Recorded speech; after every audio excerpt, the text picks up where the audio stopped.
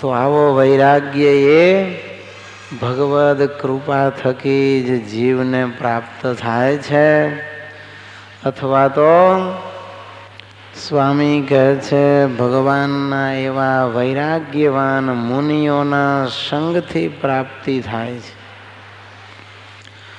તો આવો અદ્ભુત આ વૈરાગ્ય,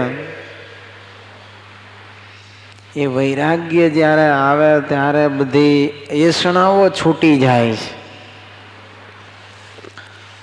અને એ એષણા છૂટે ત્યારે જ જીવન ધન્ય થાય છે ને એ માણસ સુખી થાય છે. જો ત્યક્ત્વૈષણા ત્રયમવેક્ષતે મોક્ષ માર્ગા ભૈક્ષામૃતેન પરિકલ્પિત દેહ યાત્રા જ્યોતિ પરાત પરતરમ પરમાત્મ સંજ્ઞમ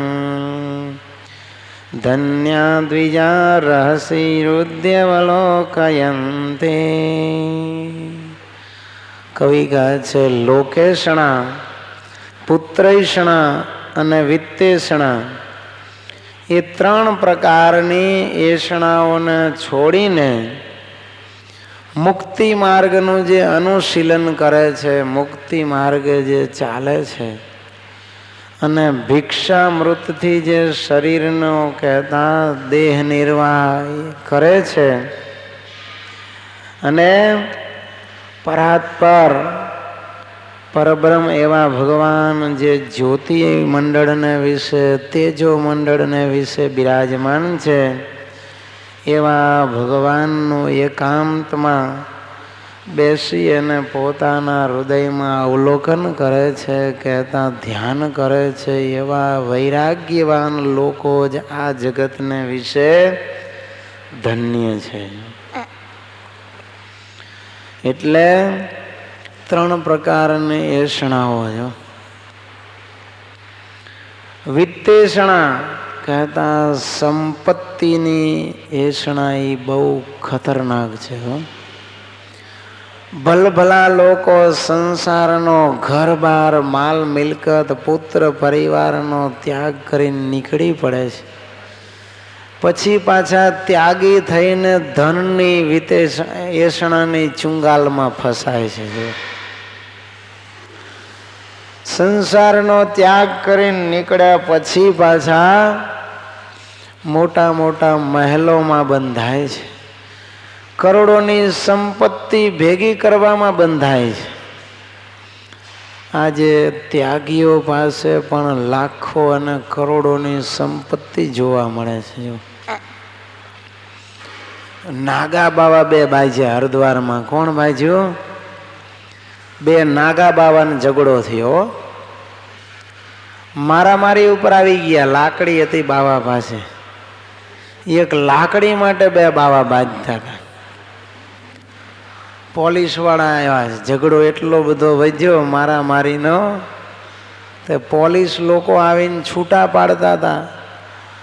લાકડી પોલીસ વાળાએ લઈ લીધી. પેલો કહે છે કે લાકડી મને આપો, ને આ કે લાકડી મને આપો. પોલીસ વાળા કે એમ કરો તમને બેયને અમારી લાકડી આપી દઈ. કે ઈ નહીં, આ લાકડી જ આપો.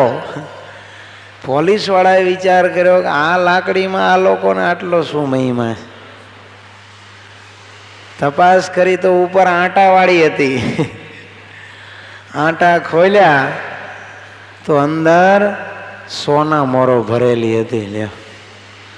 નાગા બાવા પણ લાકડીની અંદર સોના મોરો ભરી રાખે છે. હવે નાગા બાવાને નહીં ઘરેણું પહેરવું, નહીં લુગડું પહેરવું, અને જંગલમાં રહેવું, તોય પૈસાની કેટલી એષણા છે તમે જુઓ. એટલે કહે છે એક વિત્તેષણા ત્યાગીઓને એ શોભવા દેતી નથી. હો જુઓ, બાવા થયા તોય રૂપિયાનો લોભ જાતો નથી. એટલે એક વિત્તેષણા એ જેને હોય એ કોઈ દી સુખી થાય નહીં. એક રાજા હતો, એને પૈસાનું બહુ ઘેલું લાગ્યું. પછી તપ કર્યું એને, એટલે દેવ એના ઉપર પ્રસન્ન થયા કે માગ માગ તારે જોઈએ તે આપું. ત્યારે રાજા કહે છે મને પારસ સ્પર્શનું વરદાન આપો. શેનું? પારસ સ્પર્શ. એટલે હું જેને અડું એ સોનું થઈ જાય.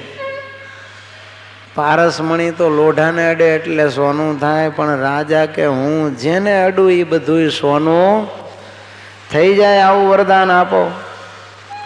દેવતા કહે છે કે ભાઈ તું વિચારીને માગ, આમાં સુખ શાંતિ નથી. કે નહીં, મારે ધન ખૂબ જોઈએ છે, બહુ સોનું જોઈએ છે, એટલા માટે તો આ તપ કર્યું છે ને હવે વળી વિચારવાનું હું, મને આપો. એ કે ભાઈ આમાં પસ્તાવો થશે. એ કે જે થાય મારે જોવાનું છે, તમારે વરદાન દેવું છે કે નહીં એ કયો ને. ત્યારે દેવ કહે છે જા તથાસ્તુ, તને પારસ સ્પર્શનું વરદાન આપું છું. રાજા તો આ વરદાન મેળવીને આવ્યો ઘરે. બારણાને હાથ અડાડ્યો તો બારણું હોનાનું થઈ ગયું. સોફા સેટ ઉપર આવીને બેઠો તો સોફા સેટ હોનાનું થઈ ગયું. રાણી પાણીનો ગ્લાસ લઈને આવ્યા, ટીપે ઉપર મૂક્યો, પાણીનો ગ્લાસ હાથમાં પકડ્યો તો ગ્લાસ અને પાણી બધું હોનું થઈ ગયું. જે વસ્તુને અડે બધું સોનું થઈ જાય. દિવાલોને અડ્યો, થાંભલાને અડ્યો, જેને અડ્યો ને બધું સોનું. ફર્નિચર જેટલું હતું એ બધાને હાથ અડાડી દીધા, બધું સોનું થઈ ગયું. રાજા તો ખુશ થઈ ગયો. વાહ પ્રભુ વાહ, મને આ વરદાન મળ્યું અને હું તો ધન્ય થઈ ગયો. પણ એ ખુશી ક્યાં સુધી ટકે ગયો? ભૂખ લાગે અને જે પદાર્થને અડે સોનું થઈ જાય, ખાઈ શકાતું નથી. પત્નીને હાથ અડાડ્યો, પ્રેમ ભરેલો, તારે પત્ની હોનાની પૂતળી થઈ ગઈ. હવે એની એકને એક લાડકી દીકરી હતી, એ બિચારી ભણવા ગઈ છે તે ભણીને પાછી આવી. રોજ તો હવે બાપા હોય ને તો દીકરી ઉપર કેટલો પ્રેમ હોય. દોડતી બેબી આવે એટલે તરત રાજા તેડી લે. પણ આજે પરિસ્થિતિ એ થઈ, રાજાએ વિચાર કર્યો કે હવે જો હું આ પુત્રીને અડીશ ને તો એ ઢીંગલી થઈ જશે હોનાની. જેવી એની દીકરી ભણીને આવી એવો રાજા બેડરૂમમાં ઘૂસી ગયો. એની ખુંવરી હતી, દોડતી પપ્પા કરતી બેડરૂમમાં ઘૂસી તો આ પલંગ ઉપર ચડી ગયો. પેલી પલંગ ઉપર અડવા જાય તો માળિયામાં ચડી ગયો. એની દીકરી કહે છે પપ્પા આજ તમને આ શું થઈ ગયું છે, કેમ મને તેડી લેતા નથી? પણ પિતાજી કહે છે બેટા હું તને નહીં તેડું. છોકરી રડવા લાગી, કુંવરી, અરે પપ્પા તમને મારા ઉપરથી આટલો બધો પ્રેમ ઉતરી ગયો છે. બિચારી છોકરી રડે છે, પપ્પા કાંઈ કરી શકતા નથી. નોકરને સમજાવીને મોકલી કે આને તમે લઈ જાઓ, જમાડો, અને હું કાંઈક ઈલાજ કરું છું. બીજે દિવસે આ તો પાછો ગભરાઈને પાછો જંગલમાં આવી ગયો અને દેવને પ્રાર્થના કરવા લાગ્યો કે હે ભગવાન, તમે મારું આપેલું આ વરદાન છે ને એ પાછું ખેંચી લ્યો. ત્યારે વળી દેવ પ્રગટ થયા. દેવ કહે છે મેં તો તને ઘણો સમજાવ્યો હતો પણ તું માનતો નહોતો, બોલ હવે શું કરવું? ત્યારે કે પ્રભુ હતું એમને એમ બધું કરી દો, મારે સોનું જોતું નથી. પણ પરિસ્થિતિ આ છે, જો ધનનું ઘેલું લાગે માણસને, ગાંડો થઈ જાય અને આખો સંસાર એનો ખોરવાઈ જાય છે. એટલે કહે છે એક વિત્તેષણા એ એના ત્યાગમાં વિઘ્ન કરનારી છે. બીજી આવે છે પુત્રેષણા. કહેતા જગતની અંદર જુઓ તમે, ગ્રહસ્થી માત્ર ને એમ થાય કે અમારે એક દીકરો હોય, અને એ દીકરો મેળવવા માટે આખું જગત ગાંડું કરે, પથ્થર એટલા દેવ કરે. જ્યાં જ્યાં કોક એમ કે ફલાણી જગ્યાએ દેવસ્થાન છે તો ત્યાં જાય. પીર ફકીર ભુવા ભરાડિયા ભવૈયા ડાકલા સાધુ બાવા જે કંઈ કોઈ એમ કે આ પ્રતાપી છે, દોડીને ત્યાં માથું નમાવે લ્યો. અને ગમે તે ભોગે પુત્ર પ્રાપ્ત કરવાની તીવ્ર ઈચ્છા રાખે છે. અને એ પુત્ર મેળવવા માટે એને બીજું સર્વસ્વનો ત્યાગ કરવો પડે. અરે ધર્મ છોડવો પડે તો લોકો ધર્મનો પણ ત્યાગ કરી દે. આ બાજુ મહેસાણા બાજુ ખેરવા કેવું કંઈક ગામ છે, ત્યાં એક ફકીર છે, એ મંત્રેલું પાણી આપે, કેવું પોતાનું એઠું થૂકેલું અંદર. કેટલાય હિન્દુઓ એ ગામમાં જઈને એ ફકીરનું થૂકેલું એઠું પાણી લઈ આવે છે લ્યો, પોતાની મનોકામનાઓ પૂર્ણ કરવા માટે. તો આવી પુત્રેષણા એની પાછળ ઘેલો બનેલો જે માણસ છે ને, એ તમે જુઓ, પોતે સર્વસ્વ પોતાનું કુરબાન કરી દેતા પણ વિચારતો કાંઈ વિચાર કરતો નથી. પણ શું પુત્ર મળ્યા પછી એ માણસ સુખી થઈ જવાનો એવી કોઈ ગેરંટી છે? ઘણાને દીકરાઓ થયા પછી ભગવાનને પ્રાર્થના કરતા હોય છે કે પ્રભુ આના કરતા તો વાંઝ્યો હતો એ સારો હતો. એવા કપાતર પાકે, આખા કુળને 71 પેઢીને નરકમાં નાખે એવા પાપી દીકરાઓ પણ જન્મતા હોય છે. માટે પુત્રેષણા પાછળ ગાંડા ઘેલા બનીને આપણે પોતાનું જીવન બરબાદ કરવું નહીં. અને ત્રીજી લોકેષણા, જો કહેતા જગતની અંદર હું મોટો દેખાઉં, આવી એષણાઓ. લોકમાન્ય થવાની ઈચ્છા રાખે છે, પણ ખરેખર ભગવદ ભક્તોએ લોકમાન્ય થવા કરતાં પ્રભુમાન્ય થવાની ઈચ્છા રાખવી જોઈએ. અને લોકમાન્ય હોય પ્રભુમાન્ય થાય એની કોઈ ગેરંટી નથી, પણ જે પ્રભુમાન્ય છે ને એ લોકમાન્ય થવાના જ છે.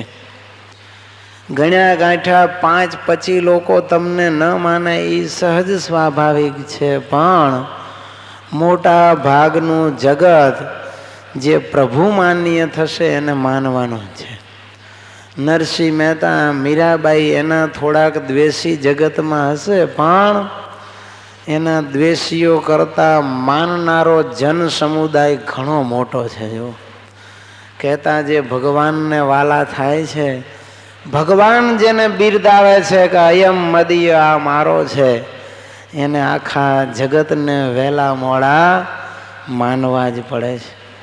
માટે લોકેષણા કહેતા કીર્તિ જગતની અંદર મેળવવાની ઈચ્છા રાખવા કરતાં જગતના લોકો પાસેથી માન સન્માન કીર્તિ મેળવવા કરતાં પણ ખરેખર ભગવદ ભક્તોએ પ્રભુ પાસે પોતાની નામના મેળવવા માટેના પ્રયાસ કરવા જોઈએ. પણ આજ પરિસ્થિતિ શું થઈ છે? જગત દેખાવ ઉપર જ લોકો ચાલ્યા છે. લોક પ્રશંસાનો ચાહક માનવ છે ને, એ સારા દેખાવાના ભ્રમમાં પડે છે. જો સારો બનવાને બદલે સારો દેખાવાનો પ્રયાસ રાત્રિ દિવસ કરે છે. અને એને શું કહેવાય? દંભ કહેવાય. શું કહેવાય? દંભ. એટલે કવિ કહે છે કે દિખાવે કે દુનિયા में महिमा है भारी, उसी में फंसी है ये जनता बेचारी, लिए आसरा झूठ का जी रहे, खुदा जाने अब हम कहाँ जा रहे. જૂઠનો આશરો લઈને બધા જીવે છે, કારણ કે દેખાવની જ દુનિયા છે ને એમાં આખો જગત ફસાયેલું પડ્યું છે. પણ કોઈને એમ નથી થતું કે ભગવાન આગળ અમે સારા થવાનો પ્રયાસ કરીએ. તો દાંભિક માણસ છે ને ચારિત્રનું દર્શન ગુમાવીને પ્રતિભાના પ્રદર્શનમાં જ્યારે રાચવા લાગે છે ત્યારે આ પરિસ્થિતિ નિર્માણ થાય છે. જો પર્સનાલિટી અને ચારિત્ર્યમાં ઘણો ફરક છે. Your personality is what you seem while your character is what you are. Personality આપણો દેખાવ સૂચવે છે. તમે કેવા દેખાવ છો એ તમારી પર્સનાલિટી છે, અને તમારું ચારિત્ર્ય એ તમે કેવા છો હકીકતમાં, ઇન રિયલ, વાસ્તવિક રીતે તમે કેવા છો એ તમારું ચારિત્ર્ય છે, કેરેક્ટર છે. તો ભગવાનના ભક્તોએ પર્સનાલિટી ડેવલપ કરવા કરતાં ચારિત્ર્યવાન બનવાના પ્રયાસો કરવા જોઈએ. એટલે લોકપ્રીતિ કે લોક પ્રશંસા એ તો ચંચળ છે. આ દુનિયા છે ને કોઈની થઈ નથી ને થવાની નથી. આજ તમારા મોફાટ વખાણ કરતા હોય તો કાલ તમારા ઉપર માછલા ધોતા પણ એને વાર લાગતી નથી. જે લોકો આજે તમને પુષ્પમાળાથી નવાજતા હોય એ આવતીકાલે તમને અગ્નિ જ્વાળામાં ફૂંકી પણ દે. એટલે ભગવાનના ભક્તોએ લોકપ્રીતિ કે કીર્તિ પ્રશંસા મેળવવા કરતાં પ્રભુ પ્રશંસા મેળવવા પ્રયાસ કરવો જોઈએ. જગદીશ અને જગત, તો જગતને કોઈ કાયમ રાજી કરી શક્યું નથી, માટે જગતને રાજી કરવા કરતાં જગદીશને રાજી કરવાના પ્રયાસો કરવા. અને જગદીશ શેનેથી રાજી થાય? વૈરાગ્યથી રાજી થાય, રાગથી રાજી થતા નથી. એટલે આ ત્રણ પ્રકારની એષણાનો જે ત્યાગ કરે છે ને એ જ ખરો વૈરાગી બની શકે છે. માટે માણસ માત્ર જેને મોક્ષની અપેક્ષા છે, જેને ખરા વૈરાગ્યવાન થવું છે, એને આ ત્રણ પ્રકારની એષણાઓનો સદંતર 100% ત્યાગ કરવો જ જોઈએ. તો જ એ સાચો ત્યાગી થશે. એ સિવાય તો પછી જો આ બધી એષણાઓ અને લોભ રાખશે, असनम में वसनम में झाया में बंधु वर्गों में इति में कुर्वाण काल वृको हंती पुरुष जाम. कहते वृको हंती पुरुषाजम. અન્ન મારું, વસ્ત્ર મારું, સ્ત્રી મારી, સગાવાલા મારા, એવી રીતે મેં કહેતા મારું મારું કરનાર પુરુષ રૂપી બકરાને કાળ રૂપી વરુ મારી નાખે છે. કહેતા એને કાળ ભરખી જાય છે. એટલે જે આ બધા બંધનકારી પદાર્થ માત્ર છે એ મારા નથી એમ માની અને જીવવું. મમતાની અંદર બંધાયેલો માણસ છે ને દુઃખ સિવાય કાંઈ પામતો નથી. ધૃતરાષ્ટ્રને દુર્યોધનની મમતા હતી, રાજની મમતા હતી, તો 100 દીકરાએ વાંજ્યો થયો. જો દુર્યોધનને પણ તીવ્ર મમતા રાજ્યની હતી, તો કૂતરાના મોતે રણભૂમિમાં મૂવો, નહીતર કેટલો મહારથી હતો. સામાન્ય નહોતો. દુર્યોધન મારવો અતિ દુર્લભ હતો. એવો બાણાવળી ધનુર્ધારી અને ગદા યુદ્ધ પણ જાણનારો હતો. બળદેવજીનો તો શિષ્ય હતો, ગદા યુદ્ધ એની પાસેથી શીખેલો. બહુ બુદ્ધિશાળી પણ હતો, પણ રાજ્ય અને ધનની સ્પૃહા, એની એષણા, એને લીધે પોતે વગર મોતે મૂવો. માટે કહે છે કે જે મારું મારું કરનારા છે, એવા મમતાવાળા છે, એ પછી ભગવાનના ભક્ત હોય કે પછી ત્યાગી વૈરાગી હોય, બધાને એ બંધન કરનારા છે. મમેતી દુઃખ મૂલમ હિ નિર્મમેતી ચ નિવૃત્તિ સુખસ્ય નિધને દુઃખમ ન દુઃખમ ગૃહ મુસીઘે. કવિ કહે છે મારું છે ને એ દુઃખનું કારણ છે. આ મારું એમ જે થાય છે ને એ દુઃખનું કારણ છે, અને આ મારું નથી, એ દુઃખની નિવૃત્તિનો ઉપાય છે. ઘરમાં પાળેલો પોપટ મરી જાય તો દુઃખ થાય છે, પણ ઉંદરડા તો કાયમ ઘરમાં રહેતા હોય છે, એને બિલાડી ખાઈ જાય તો દુઃખ થાય છે. ઉલટાના રાજી થાય કે હા આ ઉંદેડા અનાજ બગાડતા હતા, કપડાં ફાડી નાખતા હતા, બિલાડી ખાઈ ગઈ તે સારું કર્યું. એટલું જ નહીં, ઉંદરને પકડવા માટે કાં તો પાંજરા રાખે ને કાં બિલાડી પાડે, જેથી ઉંદર બધા મરી જાય. તો ઉંદર પોતાનો નથી એવી ભાવના છે, એટલે એ મરી જાય તો કાંઈ થતું નથી. જ્યારે પોપટને બિલાડી મારી નાખે તો દુઃખ થાય છે. કરે રે 500 રૂપિયાનો મારો પોપટ હું લાવ્યો તો એને બિલાડીએ મારી નાખ્યો. લાગ આવે તો એ પોપટને મારનાર બિલાડીને પણ પતાવી દેજો. તો આ મમતા છે એ બંધનકારી છે, દુઃખનું કારણ છે. એને દુઃખ થાય, કરે રે મારો આવો સરસ ડાયો પોપટ મૃત્યુ પામ્યો.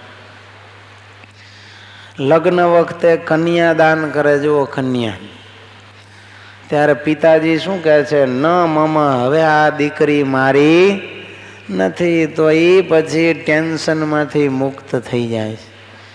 જ્યારે સામેથી વરરાજા એમ કહે છે કે હવે આ મારી છે મમ, તો એને બિચારાને ગળે ગોવિંદો લટકી જાય છે ને આખી જિંદગી પછી બૈરાની સેવા ચાકરીમાં હાજા માંદા થાય તો વિતાવવી પડે. એને અર્થે વસ્ત્ર અલંકારો લાવી દેવા, એને ખાવા પીવા હરવા ફરવાના બધા જ પ્રબંધ કરવામાં એ લાગી જાય. 2 પગવાળો માણસ હોય એના બદલે પરણે એટલે 4 પગારો બળદિયો થઈ જાય છે. માણસમાંથી પશુ થઈ જાય છે જુઓ. ને પછી સંસારનું ગાડું એની ધૂંહરી કાંધ ઉપર રાખીને આખી જિંદગી ખેંચા કરે, બિચારાને કાંધ પડી જાય.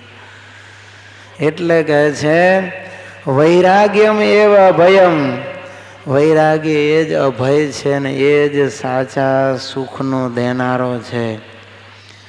એ વૈરાગ્ય અને વળી સદા કાયમી સુખ, સરસ અને સાચું સુખ આપનારું કોઈ હોય તો એ વૈરાગ્ય છે.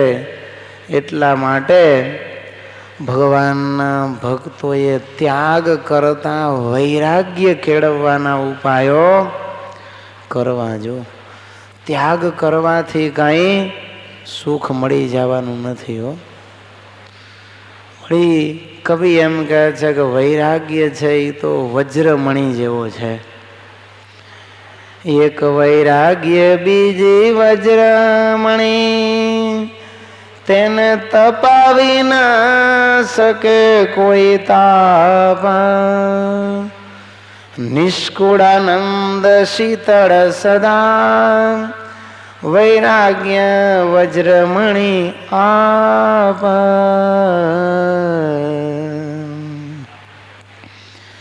સ્વામી કહે છે આ વજ્રમણી છે ને એ વૈરાગ્ય રૂપી વજ્રમણી છે. વૈરાગ્ય એ વજ્રમણી છે. વજ્રમણી અતિશય શીતળ હોય. એને તમે અગ્નિમાં નાખો તો અગ્નિ ઠરી જાય, પણ વજ્રમણી ગરમ થાય નહીં. 1,00,000 મણ લાકડું બારી નાખો ને તો એ વજ્રમણી ગરમ ન થાય. આવી શીતળી વજ્રમણી છે, એને કોઈ પણ તાપ તપાવી શકે નહીં. પછી ભઠ્ઠામાં કેમ નથી નાખતા? અણુ ભઠ્ઠીની અંદર નાખો કે કોલસાની ભઠ્ઠીમાં નાખો, પણ વજ્રમણી છે એ ઠંડી ને ઠંડી રહે.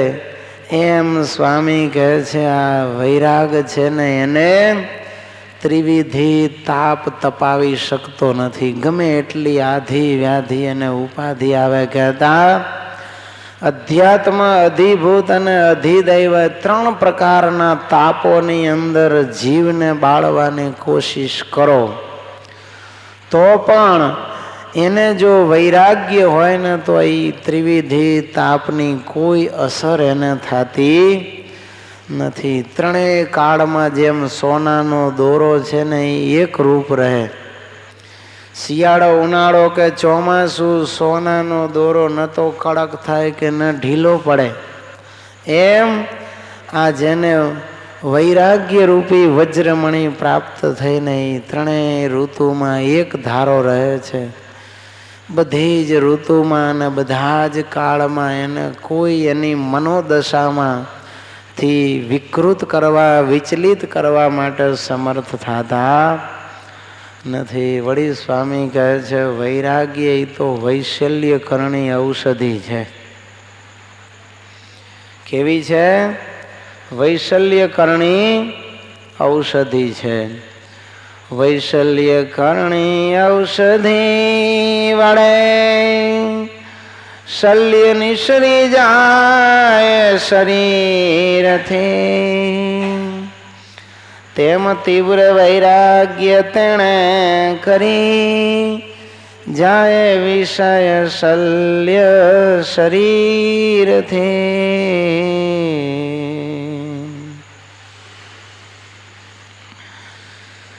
શલ્ય નિસરી જાય શરીરથી. જો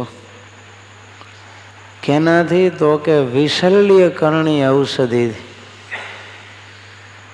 જ્યારે લક્ષ્મણજીને બાણ લાગ્યા હતા ત્યારે હનુમાનજી મહારાજ વિશલ્યકરણી ઔષધિ લાવેલા. જો એ ઔષધિ જેને પાય ને એને શું થાય? શરીરમાં જે કોઈ શલ્ય લાગ્યા હોય, શલ્ય એટલે બાણ, યુદ્ધમાં ગયા હોય ત્યારે તો પછી કેટલાય બાણ ઘૂસી જાય શરીરમાં. તો એ વિશલ્યકરણી ઔષધિ પાવા માત્રથી શરીરમાં લાગેલા બધા બાણ છે ને એ બહાર નીકળી જાય. એમ આ જીવને વિષયના શલ્યો લાગ્યા છે. 5 વિષય રૂપી બાણ એ આ જીવને સતત લાગ્યા કરે છે અને પરિણામે આ જીવ છે ને એ ઘાયલ થઈ જાય છે. ઘણી વાર તો ઘાયલ થઈને બેભાન થઈ જાય અને મોતને ભેટી જાય. કહેતા ભગવાનના માર્ગે ચાલનારા ત્યાગીઓ અથવા તો ગ્રહસ્થ સત્સંગીઓ એ વિષયમાં એટલા બધા અટવાઈ જાય કે ભગવાનના માર્ગ થકી ભોગી બનીને પડી જાય છે. તો સ્વામી કહે છે આ વૈરાગ્ય છે ને, તીવ્ર વૈરાગ્ય આવી વિશલ્યકરણી ઔષધિ છે. એ ઔષધિ જેને હાથ આવી એને વિષયના બાણ બધાય શરીરમાંથી નીકળી જાય છે. કહેતા 5 વિષયની વાસના બળીને ખાક થઈ જાય છે. કોઈ પણ સારા નરસા 5 વિષય ભોગવવાની આસક્તિ એને રહેતી નથી. પછી કેવળ ઉર્મિઓને દાબવા માટે ક્ષુધા તૃષા લાગે ત્યારે ભૂખને ટાળવા માટે જે કાંઈ પ્રભુ પ્રસાદ મળે એને જમી લે અને પીવા જે કાંઈ પ્રવાહી મળે એનાથી તરસને છીપાવે. ભાણ એને એ સારા પદાર્થોની સ્પૃહા રહેતી નથી. જેમ સુરા ખારના અરઘે કરી ગોળી ગળીને નિસરે બાર, તેમ તીવ્ર વૈરાગ્યના વેગથી રહે નહીં વિષય વિકાર.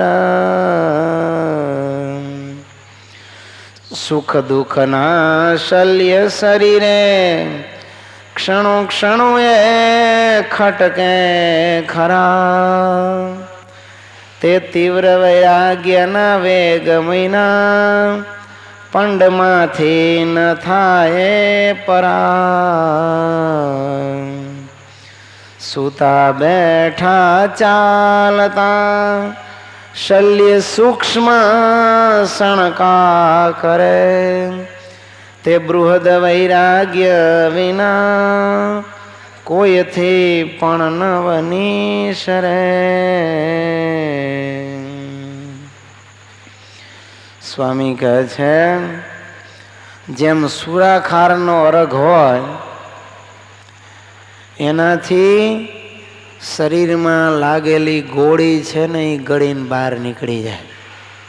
શરીરમાં ઘા લાગ્યો હોય ને, ગોળી અંદર ઘૂસી ગઈ હોય ને, પછી અહીંયા સુરાખારનો અર્ઘ લગાડવામાં આવે તો શું થાય? ગોળી હોય ગળીને શરીરની બહાર પીગળીને નીકળી જાય. નહીતર તો ઓપરેશન કરવું પડે, લોંદે લોંદા શરીરમાંથી નીકળી જાય. પણ સુરાખ એ જમાનામાં તો આવા ઓપરેશન ક્યાં હતા?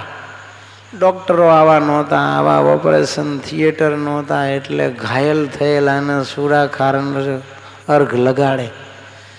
એટલે એ અરઘથી ગોળી ગળીને શરીરમાંથી બહાર નીકળી જાય ને પછી પાટાપીંડી કરીને એને સાજો કરતા. તો સ્વામી કહે છે એ ગોળીને કાઢવા માટેનો ઉપાય સુરાખાચરનો અરઘ છે. એમ શરીરમાં જે વિષયના વિકાર છે એના રૂપી જે ગોળીઓ લાગી છે એને કાઢવા માટે તીવ્ર વૈરાગ્યનો અરઘ જરૂરી છે.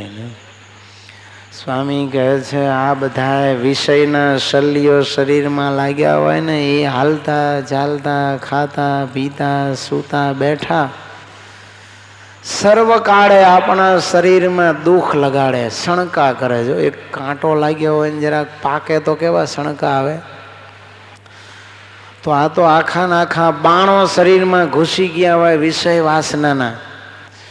એ કેવી પીડા કરે. અખંડ જીવ છે ને એ શણકા આ વિષય શલ્યના હોય ને એ ખટકતા હોય, પીડા થતી હોય. કાંટો જેમ પગમાં લાગ્યો હોય ને કેવો ખટકે હાલો તો, એમ આ શણકા કરે, પીડા કરે ને ખટકે છે. એ વિષયના શલ્ય કાઢવા હોય તો એના માટે બૃહદ વૈરાગ્યની જરૂર પડે. એ બૃહદ વૈરાગ્ય વગર કોઈથી આ વિષય શલ્ય નીકળતા નથી. માટે આ વિષય સુરાખારનો અરઘ એ પણ વૈરાગ્યનું એક બિરુદ છે. કહેતા વૈરાગ્ય એ વિશલ્ય કરણીય ઔષધિ છે. વૈરાગ્ય એ સુરાખારનો અર્ઘ છે. એવી રીતે વૈરાગ્ય એ સ્વામી કહે છે વજ્રમણી છે.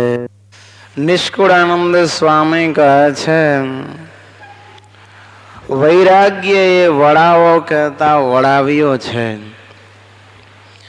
આ જીવને ભગવાનને વરવું હોય એમાં ઘણા દોષો અવરોધ કરે. પરણી અને ભગવાનની સાથે અક્ષરધામમાં જતા અનેક દોષો, કામ ક્રોધ લોભ મોહ મદ મત્સર આ બધાય મહાવિઘ્ન કરનારા છે અને કલ્યાણ રૂપી ધન લૂંટી લેનારા છે. જેમ કન્યા પરણીને સાસરે જતી હોય, રસ્તામાં લૂંટારોનો ભય હોય તો એને શું સાથે રાખવા જોઈએ? વડાવિયા. સશસ્ત્ર વડાવિયાઓ રાખે, સાથે ભરી બંદૂકે આગળ પાછળ એ બધા ચાલતા હોય એટલે કોઈ પણ કન્યાને ઊની આંચ પહોંચવા ન દે. એમ જીવને પણ ભગવાનને વરી અને અક્ષરધામમાં જવું હોય તો આ બધા દોષો છે એ વિઘ્ન કરનારા છે. એટલે જો વૈરાગ્ય નામનો વડાવીઓ સાથે હોય તો આ દોષો છે એને વિઘ્ન કરવા સમર્થ થાય નહીં અને સ્વયં મહારાજની સાથે આ જીવને અક્ષરધામમાં મેળવી દે. એટલે સ્વામી કહે છે તેહ પ્રભુને પામવા શુદ્ધ વૈરાગ્ય છે વડાવો વળી, તેહ પહોંચાડે હરિ હજૂરમાં, વળી મુખો મુખ દિયે મેળવી.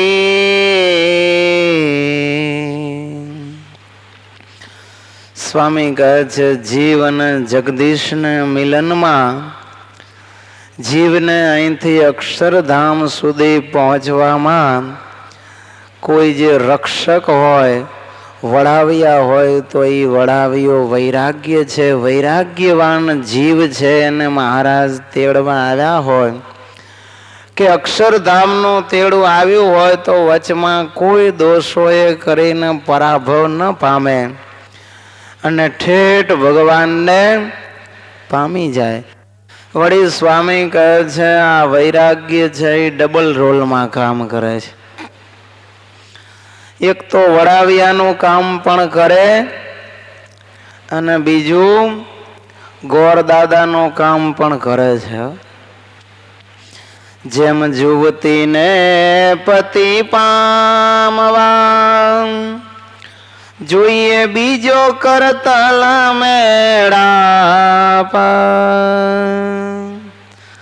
તેમ જનને જગદીશ પામવા બૃહદ વૈરાગ્ય મેળવે આપ.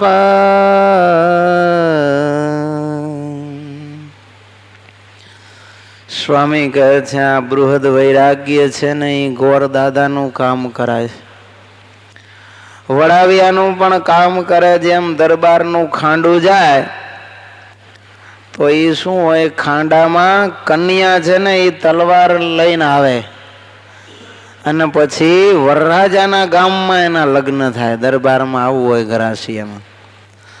તો એ કન્યા છે, એ કન્યા રૂપી આ જીવ રૂપી કન્યા ભગવાનને અહીંથી મળવા અક્ષરધામમાં તો જાય, પણ ત્યાં કોઈ હથેવાળો ભગવાન સાથે જીવનો ન કરાવે, જીવ અને જગદીશના લગ્ન ન કરાવે, મનમેળ ન કરાવે તો જીવને પાછું આવવું પડે.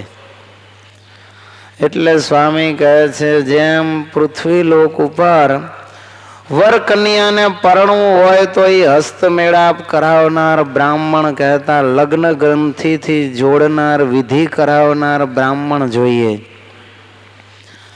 એમ જીવ અને જગદીશના લગ્નમાં આ બૃહદ વૈરાગ્ય છે એ બ્રાહ્મણનું કાર્ય કરે છે. કહેતા જીવના જગદીશ સાથે પાક્કા લગ્ન કરાવી દે કે ફરીવાર છૂટા છેડાનો પ્રશ્ન જ ઊભો ન થાય, ક્યારે ત્યાગી દેવાનો પ્રશ્ન ખડો થતો જ નથી. એમને એમ પ્રેમમાં પડી ગયા હોય, કોઈ કાયદેસરના સબૂત ન હોય તો ગમે ત્યારે વર છે એ કન્યાને ત્યાગી દે એવી શક્યતા રહે. પ્રેમમાં પડ્યો હોય એનો કાયદેસરનો ગ્રહસ્થાશ્રમ કહેવાય ન કહેવાય, એને વિઘ્ન છે. માટે બે જણાને બને તો ઠીક છે, નહીતર ગમે ત્યારે એકબીજા છોડીને ભાગી જાય. પણ જાહેરમાં કાયદેસર લગ્ન ગ્રંથિથી જોડાયા હોય અથવા તો કોર્ટમાં સિવિલ મેરેજ કર્યા હોય, પતિ પત્ની તરીકે એકબીજાનું રજીસ્ટ્રેશન થયેલું હોય, પછી એકાદ જો બીજાને છોડવા ચાહે તો પણ કાયદાકીય રીતે એ છોડી શકે નહીં. તો એમ કેવળ ભક્તિથી પ્રેમથી ભગવાનમાં જીવ જોડાયો હોય, પણ જો એને વૈરાગ્ય ન હોય ને તો એને ગમે ત્યાં બીજી જગ્યાએ પણ પ્રેમ થઈ જવાનો સંભવ છે.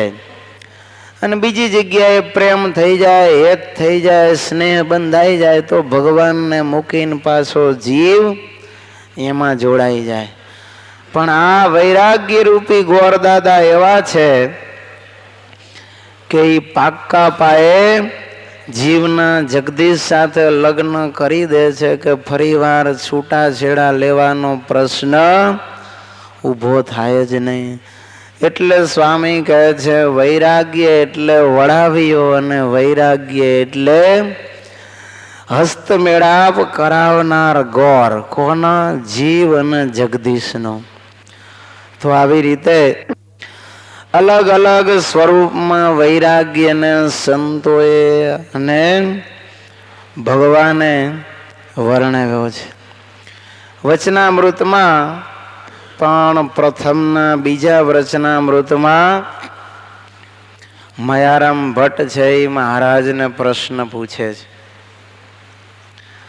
કે હે મહારાજ, ઉત્તમ, મધ્યમ અને કનિષ્ઠ એ 3 પ્રકારનો જે વૈરાગ્ય તેના શા લક્ષણ છે તે કહો.